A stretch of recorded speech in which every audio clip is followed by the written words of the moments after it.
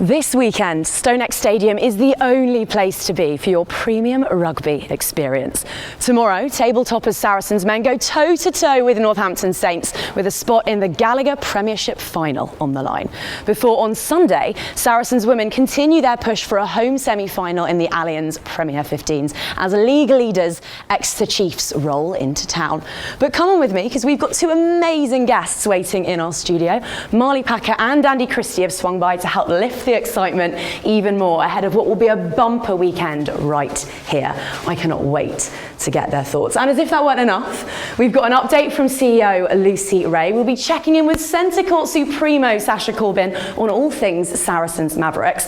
And we set Cruttenden an alternative commentary challenge as part of the club's Share in the Moment seasonal memberships campaign.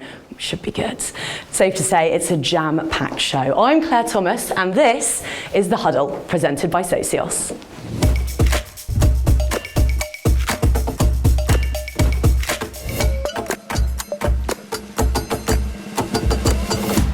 As company for this one goes, it doesn't get much better. We've got two-thirds of a seriously classy back row in the studio. One who is fresh from winning a Grand Slam in front of a world record crowd at Twickenham, and another who's taken a brief hiatus from his conquering of club and country to recover from a broken arm. Andy, Marlie, welcome along. How are you both? How were your bank holidays? Yeah, feeling good. Bank holiday was very relaxed. Had a couple drinks with friends on Friday, but besides that, just trying to recover and get myself back on the pitch. Lovely stuff. Marlie, what about you? Very relaxed again. Went to Canterbury and went punting there. Beautiful city. And then also just went to Lordswood 40th anniversary. So gave out some awards there. So yeah, it was a very nice weekend. Thank you. It's absolutely idyllic. Glad to see you both got to put your foot up a little bit, your feet up rather. We've got loads to talk about, so we're going to crack on. And we're going to start with the men because chronologically you are up first. Yes. Going toe-to-toe with Northampton's If in Doubt, Chuck It About Saints. Kick off at 3:30 tomorrow. Now, there's nothing like knockout rugby. There really isn't. So just take us into camp. Has the excitement, has the tension all cranked up a little bit? I think it always does. I think, you get to the big games, semi-finals, similarly, the games in Europe that we had. There's always a bit more edge to training. There's a bit more in the meetings, a bit more discussed, a bit more detail. So, I'm obviously just a spectator at the minute, but I'm definitely feeling that energy from the boys. We had the last round of the regular season on Saturday, an absolute thriller at the Rec. I was lucky enough to be there, 90 points in total. Now, not the result that you will have wanted, but as a young gun yourself, can I just get a word on how well that fresh-faced Saracens team did against a full-strength Bath outfit? Yeah, I thought they were brilliant. I thought, the way they fought for each other, the way they scrapped, led by Ethan Lewis. Obviously, Elliot Daly, great to see him back on the pitch, and I thought Manu Vunipola was brilliant as well. So I think, seeing those boys getting proper opportunities to play against good teams is great, and I thought they did themselves proud. And as the dust settles, as we get our breath back, what do you make of the league season as a whole? Again, I thought, especially for us, I think a lot of opportunities were given out. A lot of boys took those opportunities, and I think, look, we've finished top of the log, so something to be happy about, but it doesn't really count for anything unless we go and do the work this weekend and hopefully another weekend to come.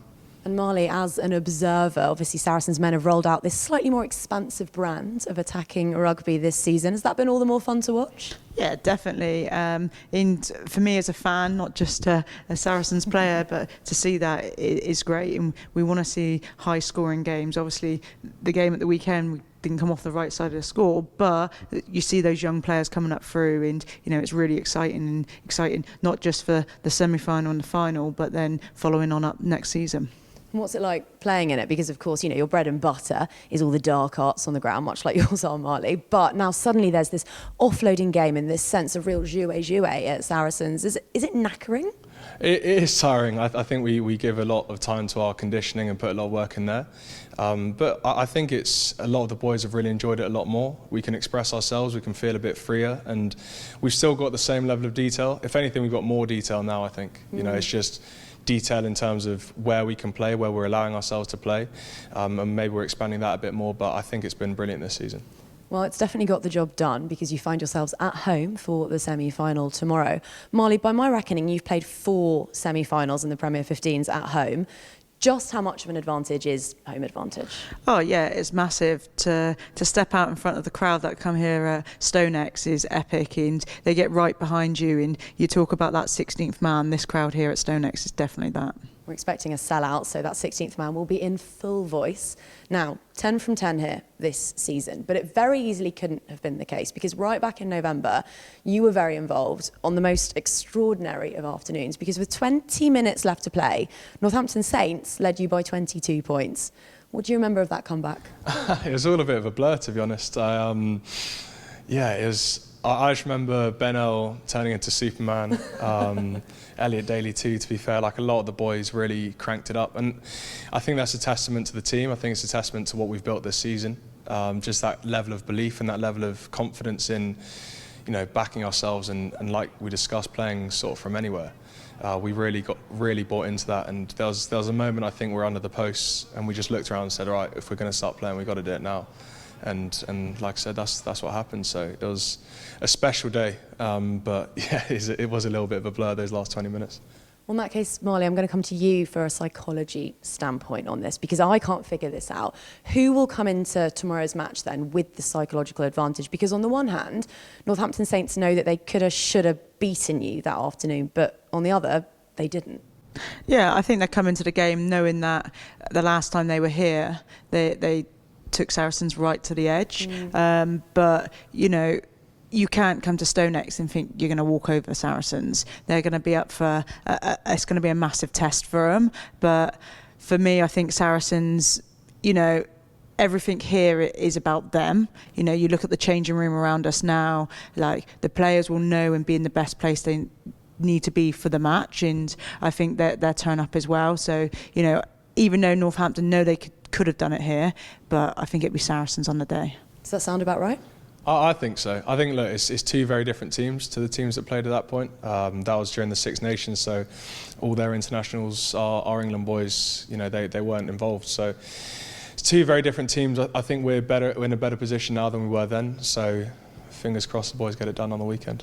We say two very different teams. There are three constants in this life: death, taxes and Jackson Ray running out for Saracens. Yeah. 307 appearances, 5 Premiership titles, 3 Champions Cups. Marlie, I'll let you start first. You can have a bit of a back row love-in for me. Just how much has he given to this jersey? Just everything. He's an iconic member of the Saracens. Not just club, but family. Like, we talk about family here, and he's someone that has been right at the forefront of that for many years. You don't get 307 appearances for a club without putting your all into it, and he's definitely done that. And it's not just what he puts on the field for us, but what he does in and around the club, also the charity stuff that he does within the club as well. So yeah, it's an iconic time for him, and I hope Saturday that he gets the send-off he deserves here at StoneX. Well, Andy, you've had the privilege of packing down alongside what is basically a national treasure at this stage around these parts. Love to get your thoughts on Jackson, and also I know a good friend of yours, Duncan Taylor. Yeah, so firstly, Jackson is not just a great player, a great guy. Similarly with Dunks, but Jacko's given me personally a lot, being a back row, being a senior member of the club since I've been at the club. He's always had my back. He's been someone I've been able to turn to and learn from a lot. So he's someone that I'm really going to miss. Again, not just on the pitch, but definitely off it. Not going to miss his DJing in the gym. And Dunks is just the nicest man, I think, in the world. And I think everyone at the club would say the same thing. He's such a good guy. And again, we want to be able to give him the send-off he deserves too. So hopefully we can do it for them. And we got some silverware to lift at the end of the season for both them too. Well, Jackson will be running out tomorrow for the last time here at the StoneX Stadium with all 4 of his kids, Harper, Blake, Colby and Hudson, for a very, very special occasion, which actually brings me on to you, Marlie, because you ran out with your own little one. Oliver was a show stealer as ever at Twickenham just a couple of weeks ago. Have you recovered from the Super Saturday to end all Super Saturdays? Yeah, just about. Physically, back in training today, so I'm excited for that. Mentally, it's still with me. I'm still replying back to people that messaged me for the game and after the game. It's just been one roller coaster of a ride. From being called up prior to the Six Nations to be co-captain, to then Sarah Hunter calling me up to say, no, Marlie, you're not going to be co-captain, you're going to be captain because I'm retiring after the first game, was, something that, for me, I could only ever dream of. And then to have 58,000 at Twickenham, to run out with my son and win a Grand Slam, it was a very special occasion and one that I will always treasure. The pictures from it were absolutely extraordinary. I particularly loved Oliver's purple dinosaur ending up inside the trophy at the end of the day. I don't think we've ever seen that before, and maybe we never will again. No, yeah, he was after the game, so I think he was full of joy at the beginning, but he got tired throughout the game. So I had to make the trophy fun for him to have a photo with me. So his dinosaurs went in the cup, then to come out to see him, and he loved it. So that was real nice. It's the best place for them. Yeah. I absolutely loved it. Now, your schedule's quite relentless because 2 weeks after that occasion, you've got to go up against Susie Appleby's Global All-Stars, the Exeter Chiefs, rolling into town on Sunday. Is it fair to say that Saracens Exeter is pretty much a fixture that will be played at test match intensity? Yeah, definitely. And it's a fixture that, from when the league started, they've come in a bit late, but it's the game that everyone wants to watch now. We had them in the final last season and got the job done there. The cup final was last week, and unfortunately we didn't come off with that win. But the likes of the young players that are coming up through, the experience they got from that, and will then take us through training this week, and then to put the performance in against Exeter this weekend. How much can we read into that Allianz Cup final? Because it was in the middle of the Six Nations. There were so many players missing. Is that a good marker of what's to come this weekend? Yeah, I think so. Like, if you look at Exeter, they didn't really lose many players, just the Claudia McDonald, to be fair. So actually for us, it's a good marker where they're at, but then we've got a lot more to give. Bringing the internationals back in is really excited, and I think the young group within us have really enjoyed having the internationals back, and we get to really push on this week. And we came in Thursday night. We didn't train, but we had a thing that we call supper club, so just like an evening meal together after training, and then Bank Holiday Monday we were back in again, training and just making sure that we're putting ourselves in the best possible place for Saturday. Well, Sunday, sorry. It's Sunday this weekend, isn't it? It is Sunday, It yeah, is absolutely. Sunday, Come sorry. back on Saturday. There's going to be a really good rugby match on, but Sunday's the one you're playing Yes. in. Before we crack on with any other Premier 15s chat, there is one thing we have to discuss because we have a very special piece of Packer-specific news, which we're delighted to be bringing you exclusively right here on The Huddle. Marlie Packer has re-signed with Saracens. She's going to be staying in red and black for another couple of seasons. How easy was it to put pen to paper? Yeah, really easy, to be fair. Since I've been here, we've won back-to-back championships. We're always striving to be the best, and I think the group of girls around me push me and bring me to be the best player and person off the pitch. And yeah, I really enjoy it here at StoneX. So yeah, I'm not going anywhere till at least 2025. Very exciting. We all know what a big year for women's rugby 2025 is. I put a request in for a confetti cannon for the extension announcement, but it seems that we blew the budget somewhere along the road. But yeah, we're all delighted. Can't wait to see you running back out there again soon, hopefully on Sunday, of course. Thank you very much. Now, back to the season at hand, because this is just so great, by your own very high standards, Marlie, it was a faltering start to the Prem 15s campaign, but the results have started to come. So tell me, what is clicking with Saracens women, and just how crucial was that away win at Gloucester Hartpury? Yeah, the Gloucester Hartpury win was massive for us. We had a big 4 games on the bounce that we knew we had to win, and that was one of those games. The start of the season wasn't quite how we wanted to start the season, but new challenges. We've got to adapt. You pick up injuries along the way, and we needed to make sure that actually it wasn't about always being top of the table. We need to grow into the season, and it's about how we perform to then get to the end of the season to make sure we're that top 4 finish. Now we have got that guaranteed top 4 finish. Now what we would like is a home semi-final, so we need to make sure we keep putting in those performances to get us that home semi-final. Because that's where the exciting bit of rugby comes. That's that knockout bit. And for us as a Saracens team, we've never not been in a Premiership final. So, that's somewhere we definitely want to be at the end of this season. It's been the most open Prem 15s campaign I reckon we've seen. And the same could actually be said about the Premiership, because there are no more gimmies in the Premiership. On any given day, any team could beat anyone. So what's that like to play in? I think it's brilliant because it keeps you on your toes. We saw it here when Falcons came, and we had the better of them in the first half, and then actually we let them get back into it with a red card too. So a team like that who finished bottom of the league, you still look at it and you have to be on your game. You can't take your foot off the gas. You have to focus. So it holds you to account, and it gets the best out of everyone, I think. And ultimately, you know, we've seen ourselves have a good season this year, but it's because we've managed to maintain that focus and that hunger to win throughout everything that's been put in front of us. I wanted to ask one more question of you, Marlie, before we move on, because she's just up there to my left. Holly Aitchison.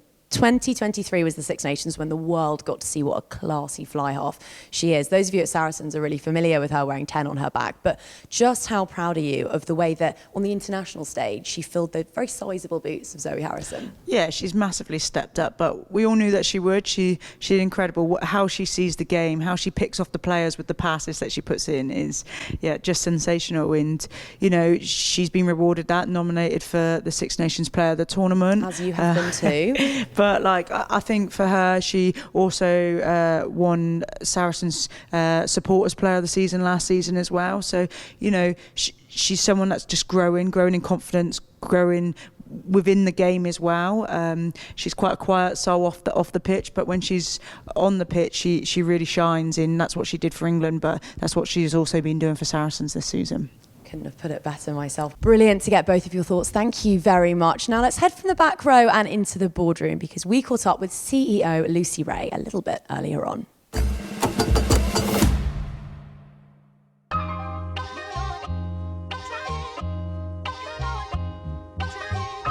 Here we are, semi-final week. It's kind of a strange week in many ways, because half of you wants it to like hurry up and just get to the semi-final, because it's like quite kind of nerve-wracking. There's lots of expectation. You want everything to go right, and then the other half is you got to remind yourself that you kind of want it to slow down and take it in, because just reaching these knockout phases are always special. You know, going into it, I was actually chatting to Mark a few days ago, and we were talking about what does success look like this season, and actually for us it was actually the friendships that are created and like the people being happy. And we were discussing that actually if you go on and be ultimately successful but you haven't created memories and you haven't looked after everyone and you haven't done it in the right way, then it's meaningless. So I think that's really important for us always to hold on to, despite the fact that obviously we're very competitive and want it to all go in the right way. And I think for me, I've got a look back to, you know, losing the final last year, and, you know, just to see how, you know, how much it means to people and how devastated people were, but yet how well people behaved and responded to the next challenge. Yeah, so it's been a good season. It's been exciting. Our fans have been amazing. They always are, and I think the atmosphere at StoneX is growing and growing and growing.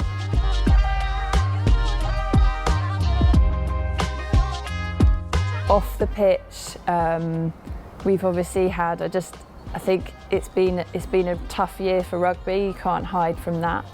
But just kind of to reassure our fans that as a group, Saracens group, we're in a strong financial position, positive net assets. I know the media reports always use this 40 million of debt figure, which is just incorrect and completely misleading.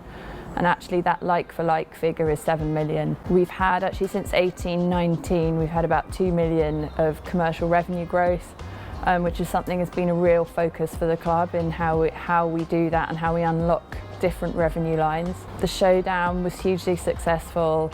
We had over 55,000 people, and that was the best part, just under £1 million contribution from that one game. So it's hugely important just for audience growth and growing our fan base. Off the pitch, I would say we always still got work to do, because we want to push the boundaries, we want to keep improving, but always looking at fan experience, how we can improve it, we've built on that family-friendly atmosphere here, and we want more families and we want more kids, but we also want the young people who want to have a big party and music, and so there's lots of different people we're trying to cater for. All of your feedback's good, so when we receive it, good or bad, please keep it coming, because we just want to push ourselves. We want to be market leaders in everything we're doing, and we know that we've got to still keep improving in a number of areas, but we have made some strides this year in what's been quite a tough economic backdrop as well.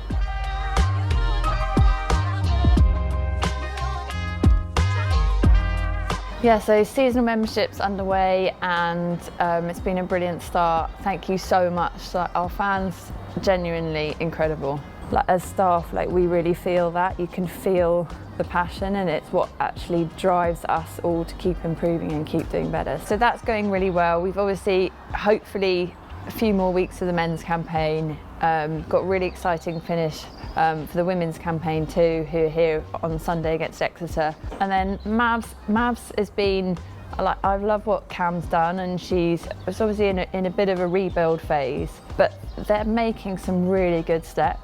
Overnight success doesn't happen, and you have to take this like long-term vision of what you're building. Their seasonal memberships will be going on sale soon, so please try and back all of our teams. Yeah, so it's super exciting. I mean, what's next? You've got the summer, but you're soon going to be into the Men's Rugby World Cup, you know, and we're going to have a hell of a lot of players representing us across a number of different countries. It's the Netball World Cup as well.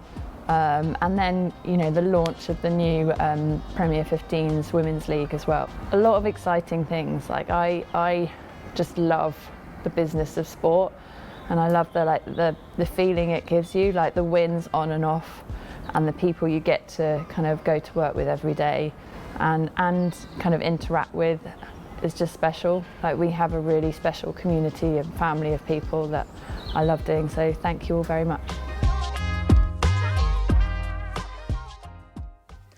Brilliant to hear from Lucy there, who's clearly as excited for the weekend as we are. There's a sellout expected here at the StoneX, so now is the time to guarantee your seats for next campaign, because Saracens 2023-2024 seasonal memberships are now open for both renewal and for general sale. And I'll tell you what, nothing beats live. And I'm delighted to say, of course, we've got two people alongside me who have been there for everything this campaign on the men's and the women's side of things. So Marlie, over to you first. If you possibly can you pick a moment of the season?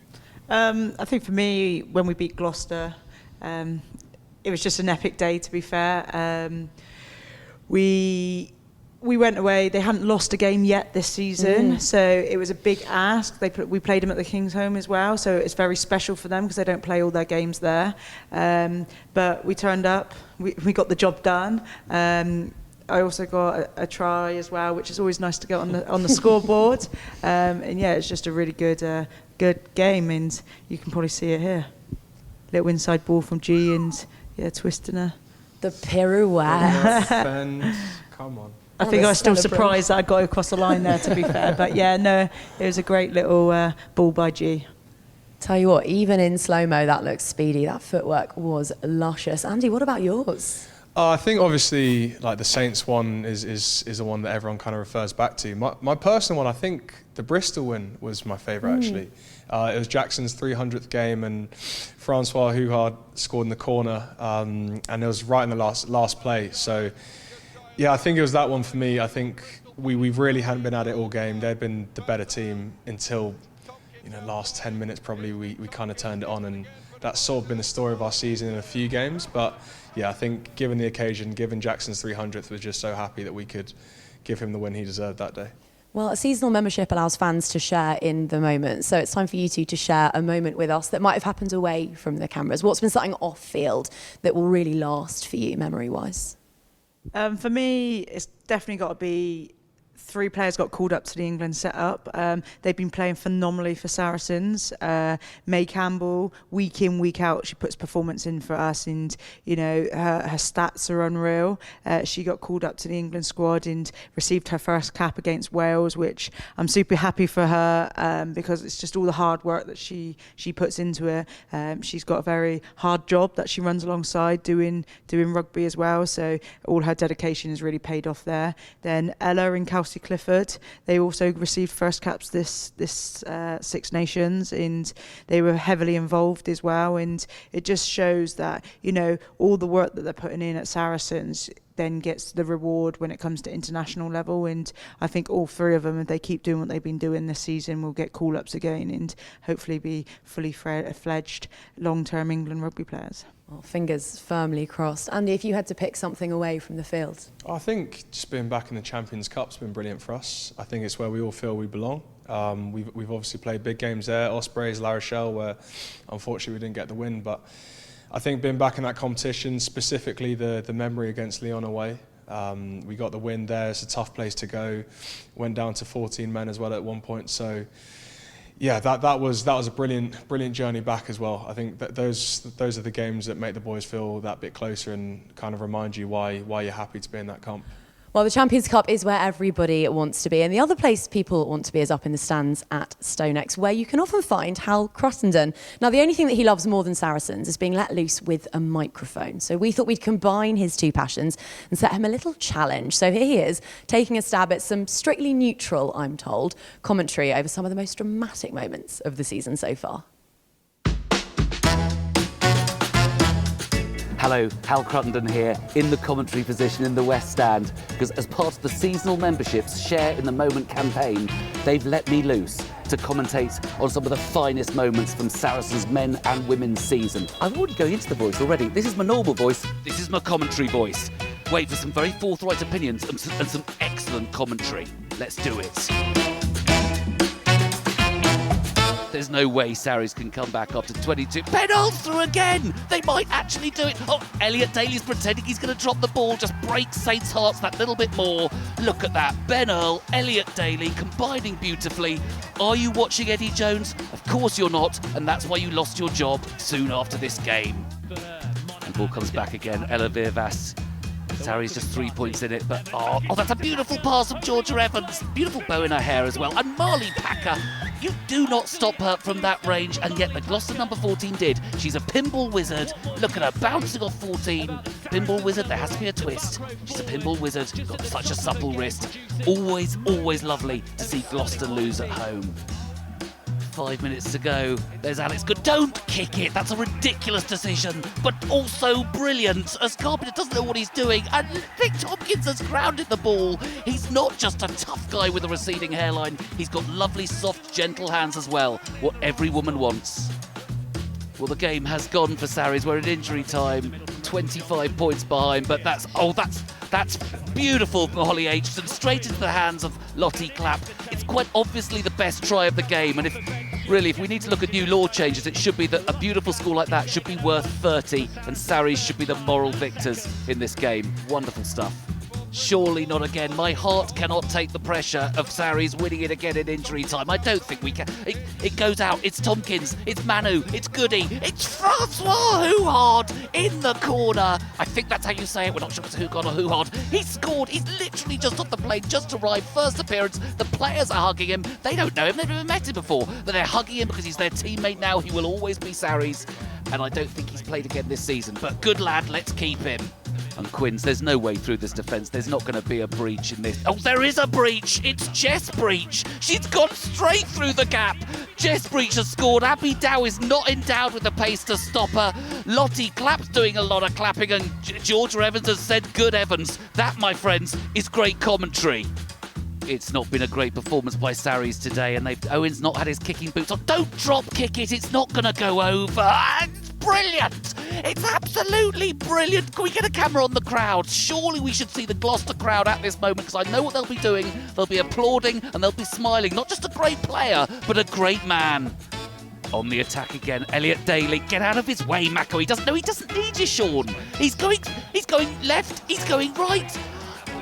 Elliot Daly has run straight through one of the top defences in Europe. I was speaking to their defence coach earlier. He said he didn't feel like he needed to come. He won't just do that yearly. He won't even do that monthly. He will do that daily. Ladies and gentlemen, Elliot Daly. Eat your heart out, Mullins and Eakin. Well, I hope Nick Mullins and Alistair Eakin have their pensions in order, because I look the part, I sound the part. I think I've got the part.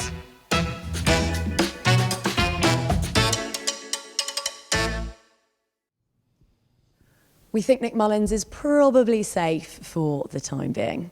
Now, you've been voting in your thousands over at saracens.com for your fans' player of the year, and the results are in. When I say it was a runaway victory, that's not just because of the landslide nature of it, but also describes quite nicely the way that he plays the game. So let's hear from the man himself.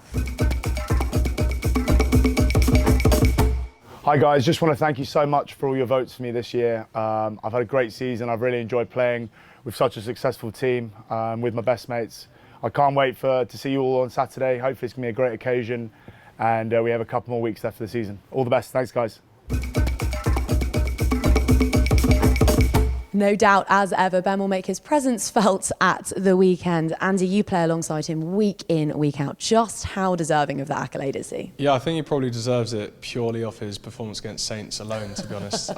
He's been brilliant. He's been so consistent, and not just in games, in training, and he's really stepped up as a leader this year too. So, no, he absolutely deserves it. He's been fantastic. Marlie, I'd say that you and Ben play the game fairly similarly. You're definitely both flankers that give opposition nightmares. Does that feel a fair comparison?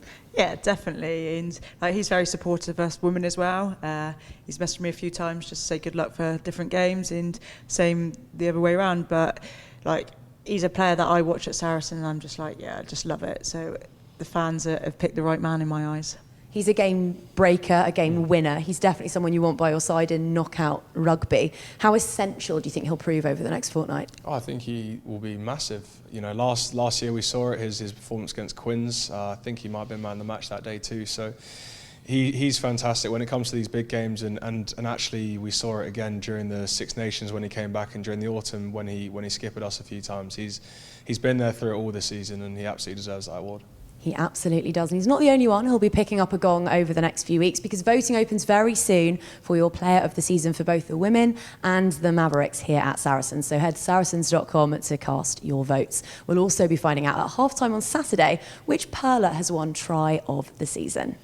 Now, just mentioned the Mavericks, so it's probably about time that we checked in with them, because in the last fortnight they have taken 2 huge wins in the Netball Super League, and they head to 7 Stars on Saturday for what could prove a shootout for 5th spot in the standings. Let's get the thoughts of their skipper, Sasha Corbin, fresh off the back of winning Player of the Match up against Strathclyde Sirens at the weekend.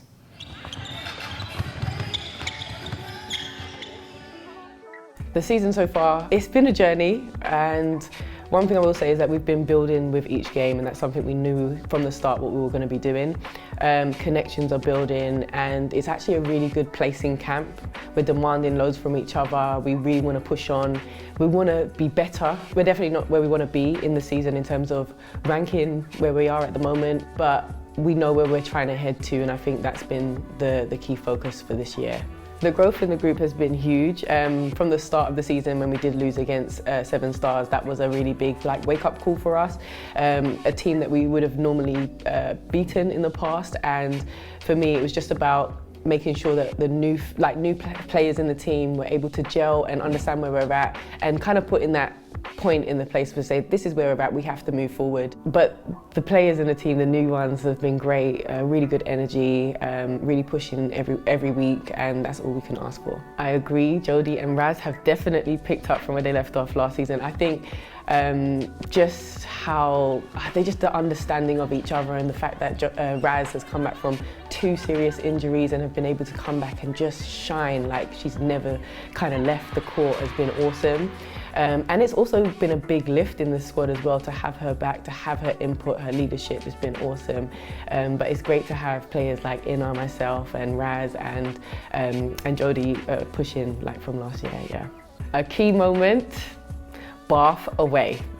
Honestly, it's always tough to be on the road, always a big game against Bath, but to play and be behind the entire game up until I think the last 5 minutes was a huge test for us, something that we needed to dig deep for, and I felt like we really did do that.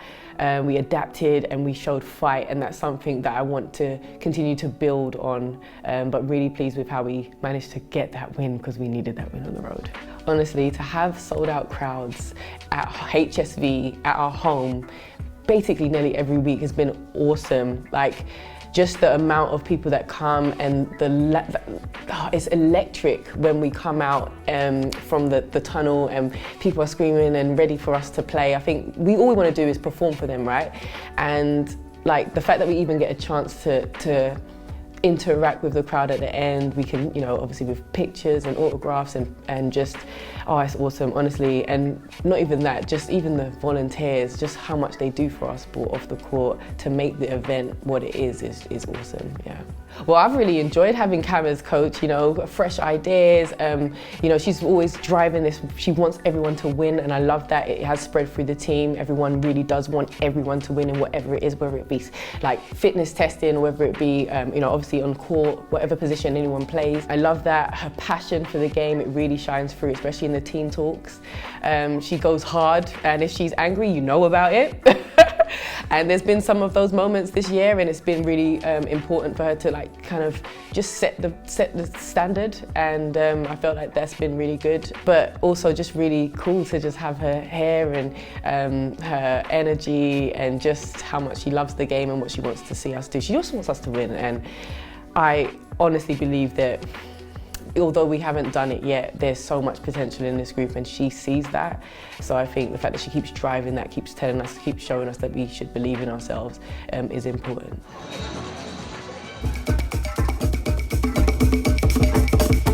So that's Sasha Corbin, Hal Cruttenden, Lucy Wray and Ben Earl we've had on the show, and our wonderful guests, Andy, Christie and Marlie Packer. And it's only fair that we give you guys the final thoughts. So Andy, you're up first. Your prediction, are Saracens marching all the way to Twickenham? You want a score prediction, or you want? I'd love a score prediction and something you think might be the theme of the day or a lasting memory of the day. Score prediction could get me in trouble, but I'm backing the boys to do a good job. I think more than a try. Where's it won and lost? I think it's going to be one in our defence. You know, they're a brilliant attacking side, so if we can nullify that, then I think that's where we're going to get the win. Okay, so that's a dub for Saracens men. I don't expect a different answer from you, Marlie, but go on. How will things unfurl on Sunday? Yeah, we're gonna win. I think we will win for our attack. We pride ourselves on that. Holly's come back off this Six Nations on fire, so I think that'd be massive. But then also in defence, we just need to make sure that we're squeaky clean in those areas where we need to be. Well, I'm very much looking forward to both fixtures. Thank you so much for your time and insight. Thank you to all of you for tuning in. Thank you to our presenting partner, Socios.